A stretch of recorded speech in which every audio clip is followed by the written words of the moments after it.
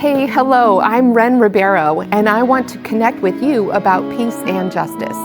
We are interviewing women who labor for peace, as we have forever and always will, until we all feel peace in our homes, our workplaces, our communities, and especially our bodies and minds.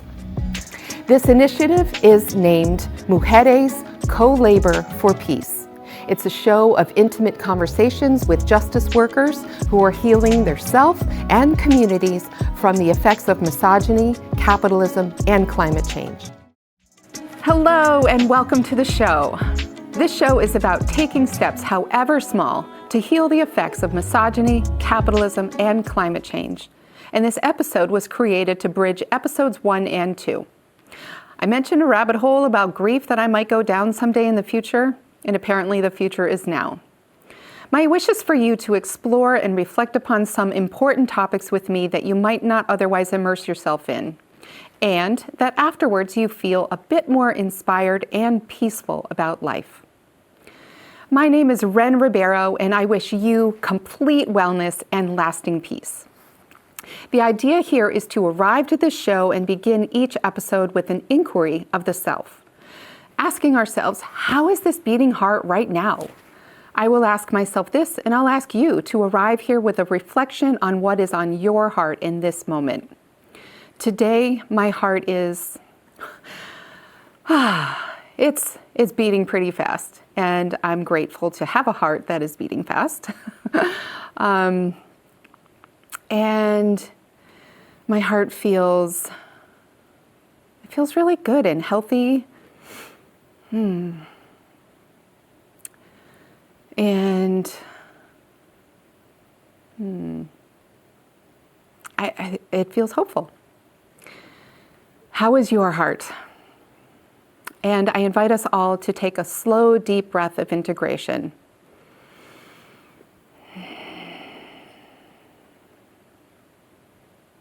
Or two. The intimate conversation today is about grief. I shared my working definition about misogyny in the last episode, and it calls for some unpacking.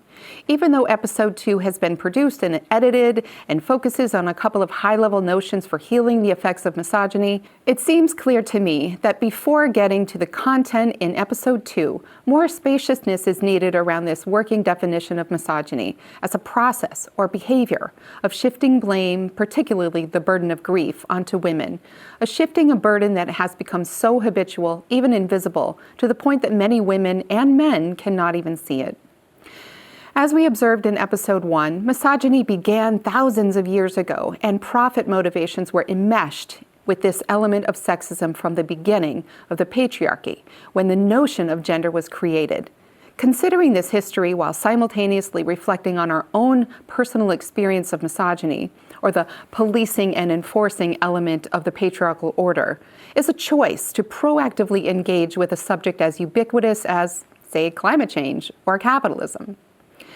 These are the 3 tenets of Mujeres Co-Labor for Peace for a reason. These issues hold so much potential and possibility for reweaving the fabric of our personal lives and relationships, as well as the far-reaching effects of making that proactive choice rippling out like waves. Before getting too excited about the potential of co-laboring or collaborating together, even energetically, I want to further explain Kate Manne's distinction that misogyny is about policing and enforcing the patriarchal order. Policing another's behavior, making them uncomfortable and on edge about being in a process of any kind, intellectual, artistic, biological, simply being alive, especially if their process is outside the box of tightly prescribed process of living according to the rules of the elusive dominator patriarchal order, is to police and to confront another for being in a process, living in any way that seems to the person policing them to be outside of that box, is to attempt to enforce.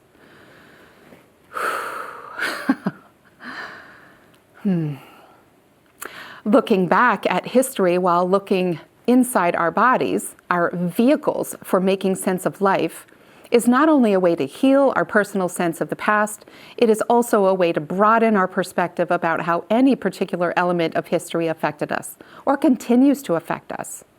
This is easier said than done. We humans are not machines that can eschew the emotions, the very pieces of ourselves that make us unique individuals, able to be responsive and engaged with life, with one another, with the process of making meaning in and with the world.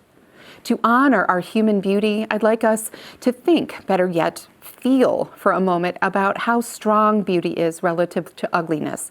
It is easy to be ugly. We don't have to work at it. We can choose not to brush our teeth, to have bad breath. We can choose not to shower and have bedhead for a week or months on end. But we don't choose this. We'd like to wash off much of the energy of yesterday and welcome each new day refreshed. Instead of being emotionally beautiful, we can also choose to view other humans as defective, mean-spirited, deeply ignorant. We can choose to let any emotionally generated and unfiltered ugly words spew out of our mouths or our fingers on anti-social media. We can choose to be civil and practice listening to our inner voices and asking ourselves, why is this so? To understand the emotionality of our words and filter them through our heart as best we can before they come out of our mouths or onto a keyboard. Asking why is this so, which I call using our WITS, because WITS is the acronym for why is this so, is a key process in the InnerFortune journal system that I designed many years ago to support myself in this process of inner listening. The choice to notice beauty in the perseverance of wildflowers, the freshness of a breeze or a flowing body of water, the strength of a tall tree feels good. Could it be that as we see beauty in nature, we grow beauty in ourselves? Now, with that sense of and relationship to nature and our inner beauty, comes a responsibility to serve it, to observe it, to conserve it, to preserve it so that we deserve it. And through that complex and active process of responsibility to nature and beauty comes awareness of the pain and suffering. I don't know about you, but I cannot gaze upon wild, non-cultivated plant bodies, especially trees, and not see their pain and suffering, their grief. Touching my own grief is the way I can build awareness of grief existing in another. And I have noticed that so much of my own grief is rooted in the trifecta of misogyny, capitalism, and climate change. Many years of this observation has created connections between the three so thick and gnarly that I can see them as one socio-political challenge. They are interrelated, and I am doing my best to try to cut away the winding and suffocating vines, so to speak, so that the content of this show can support all of us in seeing these issues clearly and feel inspired to take action. Again, looking back at history, even if it was just yesterday, while looking inside of our bodies, our life sensory vehicles, is a way to heal our sense of the past and our way to expand our perspectives about how we have been affected. This gives us agency to make choices. Maybe you've been practicing this kind of beauty awareness and responsibility for years, and maybe you have been called sensitive by others. I heard, "You're too sensitive and you think too much" throughout my childhood. Now, if I confuse people with all my streams of consciousness, they smile at me or change the subject, and that's fine. I've got others to connect with. I'm still going to keep growing awareness of beauty alongside the often agonizing awareness of pain and suffering. It is an honorable and respectful practice of being grateful to be alive. I have also proactively reframed being sensitive to being sensational. If you are sensitive, you are also sensational. The agonizing awareness of misogyny is like any challenging awareness. Once you know it and see it, you can't unknow it, and you see it everywhere. Being careful to not ascribe a newly forming view to everything we look at, or to not metaphorically paint the world with this new color on our brush, allows us to engage with others with discernment. The key is to engage. And I deeply hope that this Mujeres Co-Labor for Peace show can be one of the many containers of support that fosters more engagement about challenging issues that can lead to peace and justice in the world, one conversation at a time. It's funny to me, in a not so funny way, that even though I am so blessed to have many people in my life with whom I can have conversations about misogyny or capitalism or climate change, deeply resonant conversations that vibrate my heart like tuning forks and dispel the fog in my brain, it's the people I cannot have these conversations with that keep me grieving and creatively yearning for more engagement. Let's go back to that working definition of misogyny for a moment and unpack it a bit. Process or behavior of shifting blame, particularly the burden of grief, onto women. A shifting of burden that has become so habitual, even invisible, to the point that many women and men cannot even see it. We will explore reproductive labor in depth in episode 4 and maybe also episode 5, as this labor of reproducing things like a clean home, day after day, is integral to some of the invisibility this definition speaks to. More generally, let's take a peek at this question. What are some of the behaviors of interpersonal blame shifting and expectations that the burdens of grief are to fall upon women? Yes, absolutely, 100%. Women blame shift to men and men grieve deeply. That is not the question or in question, even though it could appear so. Even though asking questions like this are often that out-of-the-box process that gets policed and enforced in the perpetration and perpetuation of misogyny. If we breathe into this question with curiosity, rather than a pointed finger, we can soften around some deeply held grievances and patterns that with some healthy conversations might shift and bring lightness, joy, and more complete wellness and more lasting peace. This question is not rhetorical. It is being asked not to offer answers, but to evoke a few memories that are close enough to the conscious surface to be safe to look at, to inspect, to talk about, and ideally to heal somatically in the body, so that future similar interpersonal patterns can be met with a bit more clarity and grace.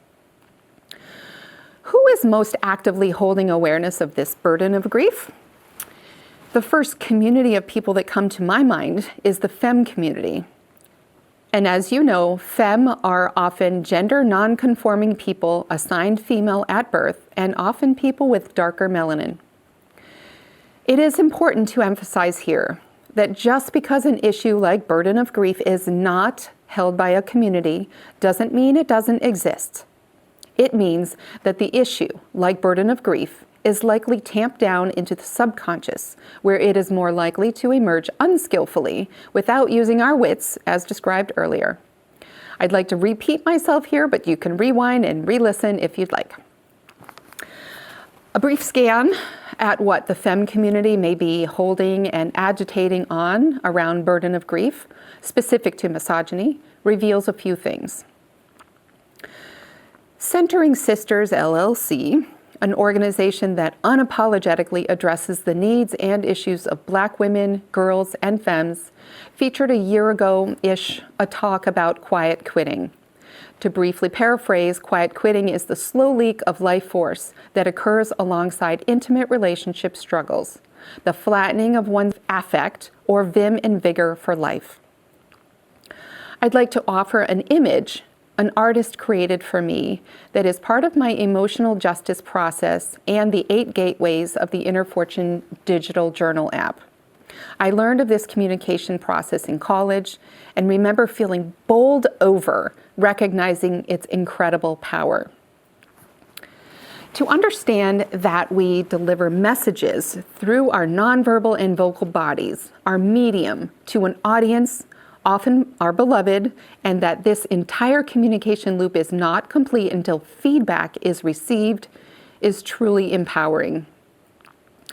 If we are careful about our message and are graceful with our medium, care about the experience of our audience, and gracefully wait for feedback, we begin to see the subtle ways toward emotional justice and healthy communication, interpersonal and even socio-political. And because the female versus male is a competitive knee-jerk response for many of us, I want to turn to a recent article in The Atlantic about gender-divided social spaces.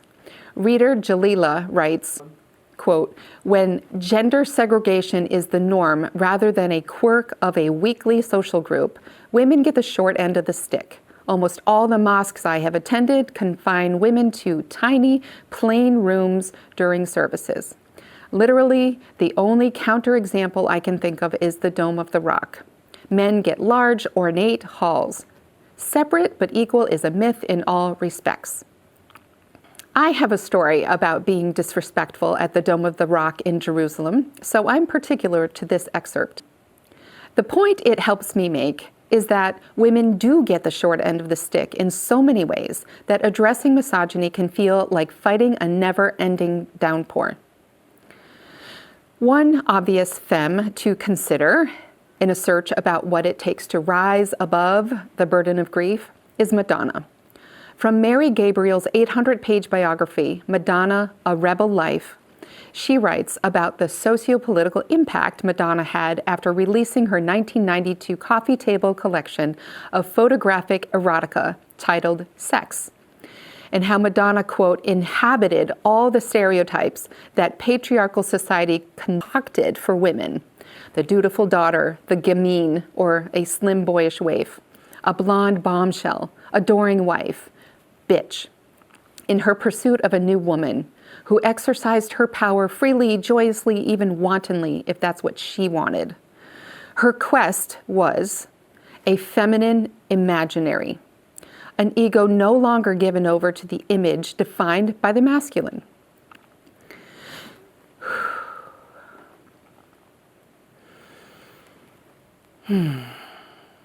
This quest to break the dominant patriarchy mold that we see through the experiences of high-profile people like Claudine Gay of Harvard gets more reinforced the closer to power women get. By this I mean that, yes, the pressure gets more intense, but also, yes, the community of support in pursuits of justice also gets reinforced. That is the point women must focus on, not the fomented fear of being targeted. At a femme poetry slam I participated in a few years ago, I heard themes along the lines of this quest to break out of the box. I reckoned with being a newbie in that space, as well as the near last placement I was given to read.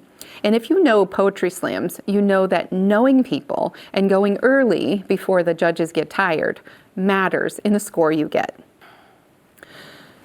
We can only move at the speed of trust. I love this phrase because it keeps the emphasis on relationship building, not impatient forcing. Communities of care move more slowly than communities built on legacies of extraction. In episode 1, we reflected on misogyny imbued within the people, the beliefs, the behaviors, the expectations, and the establishments that both minimize and exceptionalize women. And I explained these polarities in more popular terms of gaslighting and extracting, respectively. Gaslighting, both external and internal, as the burden of being minimized can, over time, become an assault we self-inflict, and extracting, as the burden of being uplifted for profit, can feel exceptional, but is in practice deeply extractive to our spirits and sense of identities. This episode 1.5 of Mujeres Co-Labor for Peace went down a bit further into grief and was necessary to underscore a few principles of the show before continuing on with the series on healing from the effects of misogyny. This show will only uplift women's collaborations that bring about peace and justice in the spaces of misogyny, capitalism, and climate change. Not because women are inherently peacemakers. That would be reductionistic. It's because there are too many women working too hard to sustain their motivation to feel peaceful and experience the justice needed to truly breathe deeply each day. The book I'd like to leave you with today is called Bitch, On the Female of the Species by Lucy Cooke. In the book description, we find the problem with studying zoology is sex. That being female meant that she was by nature, at least according to Darwin and his ilk, a loser. And that females are, quote, dull, passive, and devoted. Cooke charts the rising influence of feminism on the phallocracy of evolutionary biology over the past several decades, arguing for the power of more recent female-led science to, for example, reframe core beliefs about sexual selection, maternal instinct, and self-sacrifice, and proclivities for monogamy or nymphomania. Join me for more of the conversation about misogyny next time in episode 2 of this series on Mujeres Co-Labor for Peace. I am Wren Ribeiro.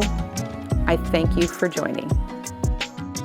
This initiative is supported by InnerFortune, the full-life self-coaching journal that is now digital. Join us for peace, and thank you for your heart.